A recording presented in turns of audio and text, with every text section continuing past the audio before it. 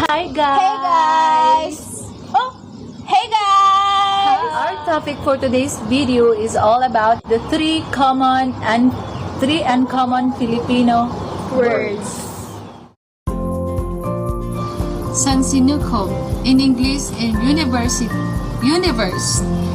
It is referred to the entirety of space and time, including planets, stars, galaxy, matters, and energy.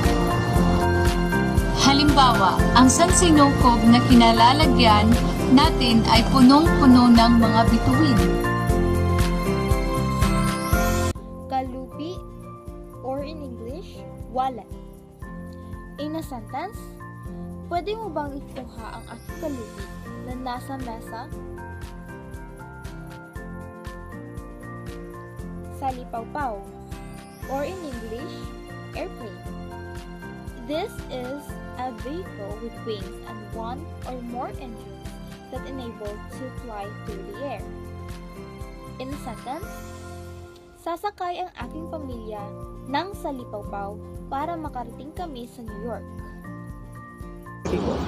At yun lang, Ang halimbawa ng tatlong uncommon Filipino words. paalam. Bye guys! See you next year.